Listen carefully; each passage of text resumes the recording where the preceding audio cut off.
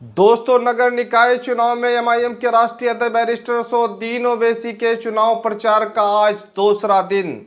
लगातार अतीक हत्याकांड को लेकर आवाज उठा रहे हैं और खुद उत्तर प्रदेश के लोगों के बीच भरी सभा में बेखौफ होकर योगी सरकार के राज में अतीक हत्याकांड से जुड़े हर पहलू को लेकर रख रहे हैं।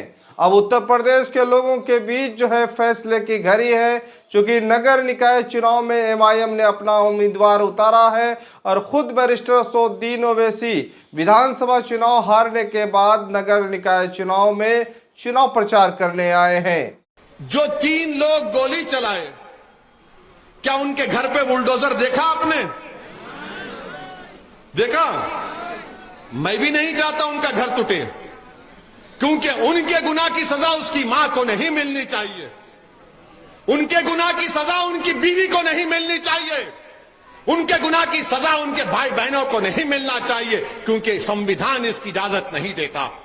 मीडिया के लोगों ने पूछा, ओवैसी क्या तुम चाहते हो कि उन तीनों का इनकाउंटर हो जाए? मैंने कहा हरगिज नहीं।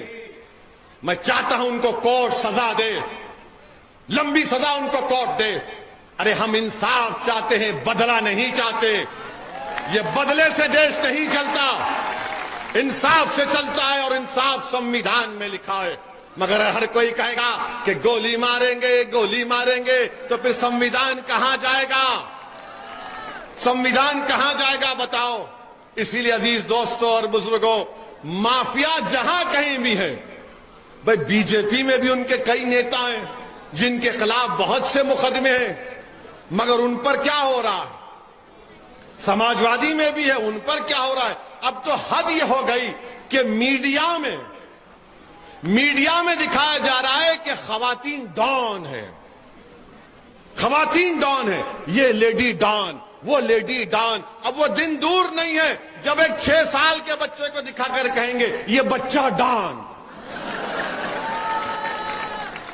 ये बच्चा डॉन। बताओ कितनी नफरत आप करेंगे? अरे नफरत तो इतनी बढ़ गई कि मेरे क्षेत्र में हैदराबाद के पार्लियामेंट की इंतखाबी हल्के में एक कब्रिस्तान है बहुत पुराना, तो वहां पर किसी एक मोहतरमा का इंतकाल हो गया, महिला का, तो उनके परिवार के लोगों ने उनकी तदफीन की, क्योंकि उस कब्रिस्तान में जब खबर पुरानी होती तो लोग उसको खोद कर नया जनाजा उसमें तदफीन कर देते। तो उन्होंने, रास्ता भी था, तो उन्होंने क्या किया, दफनाया, उस पर एक जाली लगा दी ताकि वो रास्ता भी खराब ना हो और कोई लोग उनकी खबर को ना खोद के दूसरे जनाजे को तदफीन करें। हमारी मीडिया ने क्या किया, उन्होंने मन की बात कर दी, और उनकी मन की बात क्या थी, बता दिया कि हैदराबाद का कब्रिस्तान हमारे पड़ोसी मुल्क का है, पड़ोसी मुल्क का है, और कहा कि उस कब्रिस्तान में इसलिए जो जाली लगाई गई क्योंकि नाउजुबिल्लाह कोई उस जनाजे को निकालकर उससे बदफेली करना चाहता था। अस्तगफिरुल्लाह। मगर आप बताइए, जब हमने वीडियो किसी को बोलकर आ गया कि हैदराबाद का है, अब मीडिया वाले खामोश हैं, सन्नाटा छा गया। अरे शर्म करो, डूब मरो तुम लोग, डूब मरो तुम लोग। अरे कब्रिस्तान इंडिया का, हैदराबाद का, और बता रहे हैं वहां का। अरे तुमको इतनी मोहब्बत क्यों है पाकिस्तान से? हमको तो नहीं है। नहीं, अब अरे हम जिंदा हैं तो तुमको तकलीफ, भाषण देते हैं तो तकलीफ, संविधान का हवाला देते हैं तो तकलीफ, गरीब मजलूमों के हक के लिए लड़ते हैं तो पेट में दर्द होता है, बराबरी का मुतालबा करते हैं तो पेचिश हो जाता है। अब खबर में चले गए तो खबर भी इनको तकलीफ। अब क्या खबर से निकले हम तमाम लोग? बताओ आप क्या हाल कर दिए मीडिया के लोग हमारे। अरे कुछ तो तहकीक कर लेते, पूछ लेते जाके, अरे भैया ये कहां की खबर है, कि किसने बनाया, क्या है? मगर आपने चला दिया, नफरत फैलाना है, मुसलमानों के खिलाफ नफरत फैलाओ, कुछ नहीं होगा, जो चाहे चलाओ। अब कोई कहता है कि दरगाह जिहाद, उत्तराखंड में एक टीवी का एंकर, ये दरगाह जिहाद हो रहा है। अरे कहां हो रहा है भाई? इतनी नफरत क्यों फैलाई जा रही? क्या हम सबसे गरीब नहीं है? सबसे कम पढ़े लिखे हमारे पास बच्चे और बच्चियां नहीं है? स्कूल क्यों नहीं खोलते? उत्तर प्रदेश में मदरसों के टीचर को योगी आदित्यनाथ तनख्वाह देना नहीं चाह रहे, बंद कर दिए तनख्वाह मदरसों की। उनके 2-2, 3-3 साल के बकाए हैं, अदा करो आप। उसमें हमारे हिंदू भाई हैं जो मैथ्स और साइंस पढ़ाते, पंडित लोग हैं, उनको तनख्वाह नहीं देते आप। मगर आप कहते हैं हम पसमानदा लोगों को साथ लेकर चलना चाहते हैं, तनख्वाह तो दो, लंबी लंबी छोड़ो मगर तनख्वाह तो दो। मगर कुछ नहीं बोलेंगे। इसीलिए मेरे अजीज दोस्तों और बुजुर्गों, यहां से आप हमारी बहन को, संभल से हमारे भाई मुशीर चौधरी को, और जहां जहां मैंने नाम दिए हैं, जहां पर पतंग का निशान नजर आएगा, आप दुआ भी करिए और कामयाब और कामरान करिए उनको।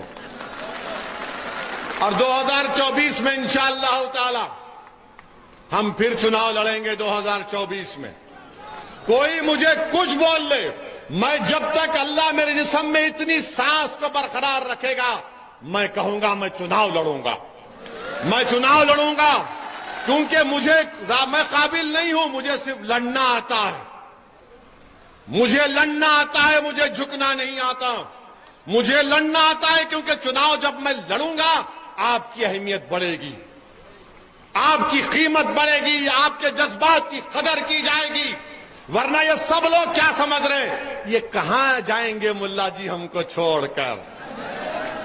इनको दिल में बैठा, अरे कहां जाएगा ये हाफिज वारिस, कहां जाएगा मुशीर चौधरी, कहां जाएगा मेहदी हसन, कहां जाएगा, ये हमारे पास ही आएगा।